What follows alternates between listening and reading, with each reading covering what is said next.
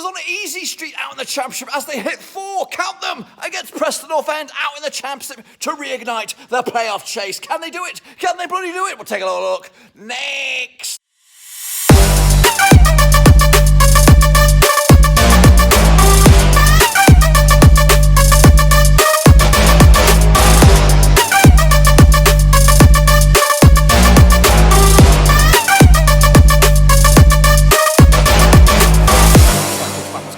Review, looking back at Blackburn Rovers' latest match, of course, down at Deepdale against Preston North End, and we'll get to that in just one second. If you know where you've been, smash your subscribe to keep bang up to date. All things Rovers related, Blackburn Rovers related, Championship related. We've got all here, boys, under one rooski. I'm here at work. Goodness gracious me, it never stops, guys. This is what we do here. Of course, setting up theatres, of course, and the A bloody V. That's right, we'll get into it in just a second. Of course, big shout out to my VIPs, to the patrons, guys. Thank you for that, of course, behind the scenes. You know who you are. But anyway, let's take a look at the match, and of course, in a bit more detail. So here we go. Right then, folks, let's jump at the deep end, of course, and take a look at how we all got on, of course, last time round against Preston North End. I'm in the deepest, darkest dungeon here, as of course we revisit the game down at Deepdale. Goodness gracious me, what a game it was. Where's this been? Where's, of course, Blackburn Rovers been for the past 4 months? I don't even know. Absolute carnage before today, but today we saved probably the best till probably nearly last, of course. Just 3 games, of course, were left before Blackburn Rovers, of course, at the start of this match, but of course now just 2 games remained, and we are just 3 points off the top 6. Goodness gracious me. 4-1 it was. Goodness gracious, that's right, of course. First goal scored by Sam Gallagher. A diving header. We don't even do those. We don't even know how to do those. So good early goal for Rovers to give us the lead. 3 minutes later, we doubled our tally. John Buckley with a long-range spectacular. If you haven't seen it, check out my Twitter. It's there in all its glory. So 2-0 in front. Game on for Rovers, of course, looking very, very good at that point. However, bit of a fluky goal there for Preston to make it a little bit nervy. 2-1 it was, with, of course, Alan Brown's shot to go ricochet after Scotty Wharton confused Kaminsky between the sticks. 2-1 it was. Problems. However, we did get ourselves a 2-goal cushion before half-time with Darragh Lenihan getting another Bobby Dazzler with a looping header from a set piece, which was the order of the day for Rovers today. And then wrapping up, Lewis Travis with another long-range spectacular. He doesn't score many, but when they do, they are pretty shit-hot to boot. So 4-1 it was. Game over, game set match for Rovers, of course. We had 12 shots on the night compared to 11 to Preston. Of course, we actually were only had 45% possession throughout the match, 55% possession for Preston North End as well. They had pass accuracy of 76% compared to Rovers' 74 on the night as well. Picked up 3 yellow cards compared to Preston's 2. A lot of fouls knocking around. We also had plenty of corners to try and make those count. Let's take a look at the stats in a bit more detail then, shall we, of course. Yeah, 55% possession for Preston. They had 11 shots, 3 of them shots on target, 4 of them off target, and 4 block shots as well. There are 4 corners on the night compared to Rovers' 6. We had 12 shots as well on the night. And let's take a look at, of course, the first half stats for Rovers coming at you right here, right now on the screen. First half, we had 7 shots on the Oki there, 4 on target, 1 big chance, of course, and we missed it as well. We hit the well, we didn't actually miss it. We hit the woodwork once as well. Diaz, of course, close to hitting the woodwork. I think he definitely hit the woodwork in the second half. Rovers really looked a completely different beast today, and hopefully this is the same beast that we're going to see in the final 2 games of the season. Because if it is, then you never just don't know what's going to happen with Rovers. Take a look at the second half stats then for you. Of course, Rovers on the right-hand side, North End on the left-hand side. More possession again for North End. They had more shots in the second half as they chased the game. We had 1 big chance miss, and they hit the woodwork once again. Goodness gracious me, Rovers, of course, trying to add to the tally tonight. But just the 4 goals in a bit of a Lancashire derby, and it's the daily double over Preston. Of course, the first time we've beaten them over 20 years, twice in a season. So monstrous kudos to Mowbray today. I've been one of his biggest haters or critics over the past few weeks and months, and I still am. Don't get me wrong. Of course, it doesn't change the picture for me. I still think if we are to finish outside the top 6, I think it's time to go. But if he is to finish in the top 6, then of course we'll still sit down, have a little chat with him, and see where we're going to go next season. Of course, I wouldn't rule him out if we are to get top 6, but if we don't get top 6, then heads need to roll in all, and I'm not going to change it. I'm not going to sugarcoat it. It's the way it is. Take a look at, of course, the starting lineups then. Of course, coming at you with Preston with Eveson between the sticks. They have Vandenberg there, Bauer and Hughes, of course. Wyman in defensive midfield. Potts, of course, on the right-hand side. Cunningham, Brown and Johnson. They also had Jakobsen and Archer up top. Take a look at the substitutions then. We saw the likes of Alexander McCann coming on, Joe Rafferty and Sean Maguire. But, of course, they didn't really changed it up a bit, did they? As the Rovers, of course, going with a back four. Kaminsky between six, Pickering, Waterton, Van Heck and Lenihan. They were absolutely clinical today. More of the same, please, on Saturday. Rothwell, Travis, Buckley pulling the strings. Brereton, Hedges, of course, was a dynamic little player as well. And Gallagher with a goal, which, of course, puts him one step closer to double digits. I think it's 9 goals for the campaign. You could actually get double digits as well. Take a look at the subs then. We did see a couple of changes. Taylor Dunn, Bradley Dagan, Ian Pavina came back, of course, his first game in a long, long time as well. So great to see him back. Let's take a look at the match ratings then now. Of course, man of the match, I think, was given to John Buckley.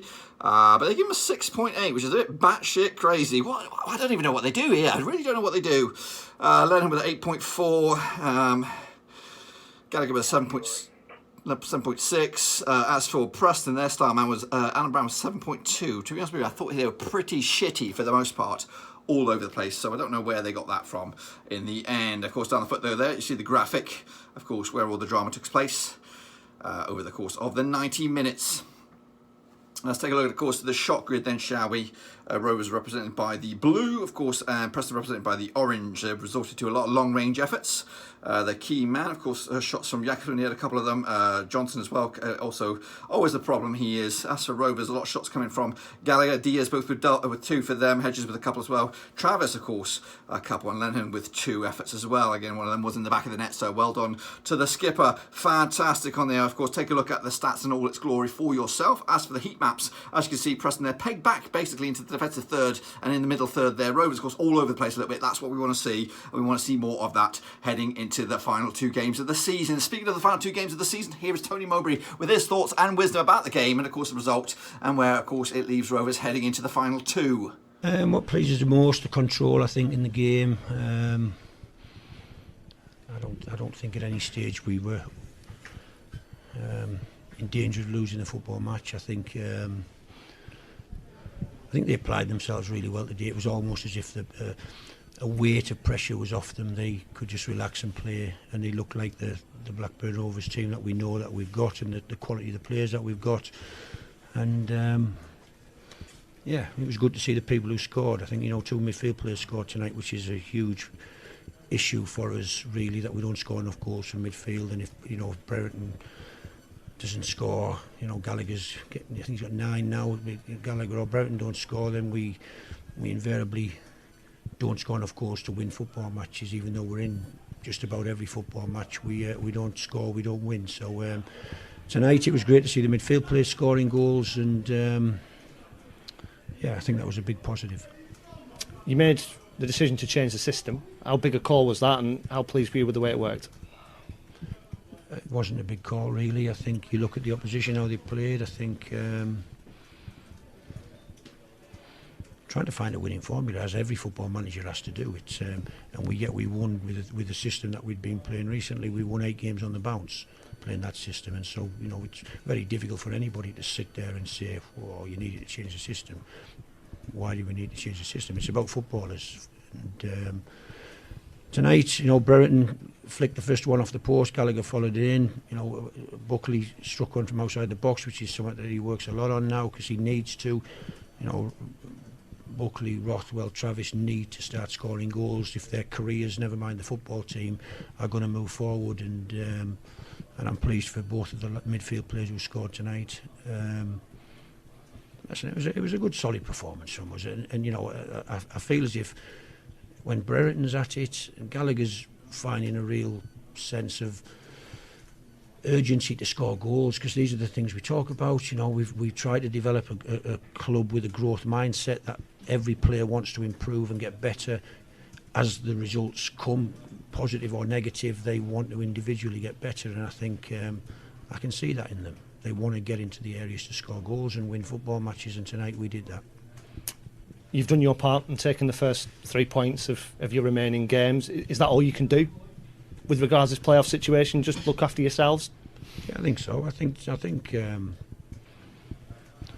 the fear or the danger is that we pile pressure back on the Saturday's game. We're just going to have to go and play Saturday's game. Playing against a top team, with real high quality footballers, extraordinarily highly paid footballers for this division, and But we've already beaten Bournemouth 2-0 away from home, and so it's a game that we should relish, look forward to, understand how good they are on their day, and but go and be competitive like we know we will be, and see if we can get a result. How do you keep the pressure off them? How do you kind of keep them in the frame of mind they were in tonight? Give them a few days off, let them go and see their families, let them go and walk their dogs, or go to the beach, or go and have an ice cream and chill out. Don't think about football, don't think about organisation and shape and jobs that you have to do on the pitch. Just let them relax, and we'll do enough preparation towards the end of the week for the game.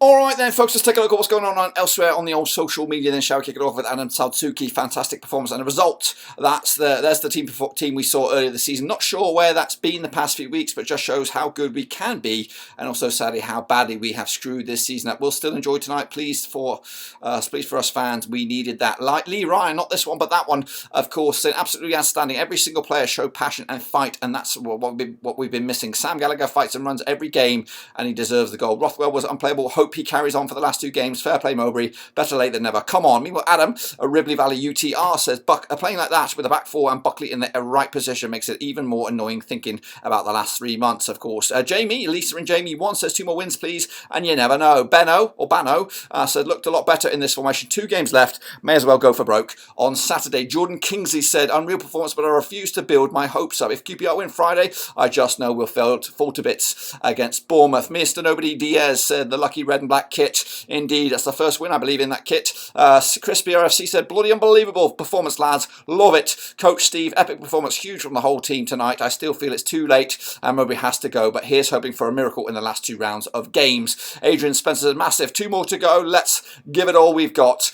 Big Al says, love it. Now follow up with a big win against Bournemouth, and we're right in there. Millie says, what's everyone's thoughts on today's score? And then, of course, one of the Roverseas Mafia. Of course, Philly Rovers says, Loftus Road on Friday, Ewood Saturday. Let's go. Of course, Neil, a.k.a. Blackburn Ender, said, outstanding team performance. Buckley, Hedges, Lenihan, Rothwell, the pick for me, of course. There it is in all its glory, of course, on the old Twitter universe. Make sure you smash up the follow on there. And, of course, join me for the run-in the final 2 games of the season. What's going on elsewhere out in the Championship? Of course, this was Monday Night Football. Of course, a lot of the games have already taken place. In fact, all the games have taken place this past weekend, starting all the way back from Friday, where Huddersfield picked up 2-1 win over Barnsley, of course, sending them down. Luton Town with just a 1-1 draw against Blackpool. Hull City with a 3-0 win over Reading. Sheffield United, of course, big win for them over Cardiff City. Really dented our hopes on that one, didn't they? Stoke City with a 1-0 win over QPR. Swansea City with a 1-1 draw against Borough. Of course, West Brom with a 0-0 draw against Coventry, ending their playoff hopes in the process. Swansea 1, Middlesbrough 1. Lastminute.com goal there for Swansea. West Brom with a 0-0 draw against Coventry. Birmingham 2, Millwall 2, Bournemouth 1. Fulham 1. Of course, Forest did beat Peterborough, just the 1-0 in the end. And Bristol City with a 3-1 win over Derby. But of course, the game of the weekend was really right here at Deepdale. 4-1 it was over Preston North End. And this is what it's done to the table. Absolutely fantastic stuff for Rovers. Up to 7th in the table. But of course, if the season was to end today, we would be in 7th. That's Heartbreak City right there. Heartbreak City. Sheffield United. Let's take a look. A little bit about them then, shall we? Of course, they're taking on QPR this Friday. Of course, QPR are down to 10th. Of course, they would like to. They still mathematically could go in there. I think they would need a bit of a goal swing, perhaps. They would need to beat Sheffield United in the process, and basically require snookers, I think, for them to get into it. But they could just dent Sheffield United's hopes as well and give us a little bit of a momentum push heading into this, of course. So Sheffield United take on QPR. They also take on Fulham on the final day of the campaign, I believe. As for Luton Town, also catchable, they also take on Fulham this coming weekend and also wrap up against Cardiff, I think, on the end of the season. So if Rovers just do the win over Bournemouth, of course, it will set us up for a grandstand finale. Of course, if Luton, if Sheffield United all win those games, of course, it will be a damp squib and nothing will come of it, of course. But what we want to see is a defeat this Friday, a Rovers win, preferably a Luton defeat as well, and then it will set us up for a bandstand finish, of course, at Birmingham. But of course, it could all peter out before all that as well. Preston down to 15th, of course, for the time being. Rovers sitting there in 17th right now. Let's take a look at some of the games coming at you midweek. Bit of a full fixture list all the way through to the weekend. We've got Barnsley against Blackpool. We don't really care about that, do we? Swansea against Bournemouth. Of course, Swansea could do Forest a huge favour by taking out of Bournemouth. Of course, Fulham up against Forest themselves. They've got to beat Fulham. Of course, I don't think that's too far out of the question. I think it's a bit of a winner winnable game for Forest. Aston Middlesbrough, they take on Cardiff City, and realistically, we want a draw or more for Cardiff City in that regard. Kicking on forward, though, to the weekend's action. QPR will take on Sheffield United. Of course, we want QPR to win that game. Of course, Barnsley against Preston, of course, we don't really care about that. Middlesbrough against Stoke, of course, we prefer Stoke win to end all hopes for Chris Wilder's boys. Cardiff City against Birmingham, don't really care about that. Forest against Swansea will be tasty, of course. Coventry against Huddersfield Town. Of course, Huddersfield are already in playoffs. They could take it easy now. Reading against West Brom. Bristol City against Hull City. Blackpool against Derby. Millwall against Peterborough, of course. Millwall still in the mixer. Can't rule them out. And, of course, Blackburn against Bournemouth, the game of the day, with Fulham up against Luton on Monday night as well. That's, of course, it for me over on this badger. Be sure to smash your thumbs up, smash your subscribe, check links down below on Twitter, Twitch, Facebook, also Patreon. But until then, boys, we're done right now. Smash your subscribe. Be safe out there. And, of course, join me back on coverage for Saturday against Bournemouth. We'll have a preview. Maybe we'll have a vlog. We'll see all about that. But until then, guys, we're done right now.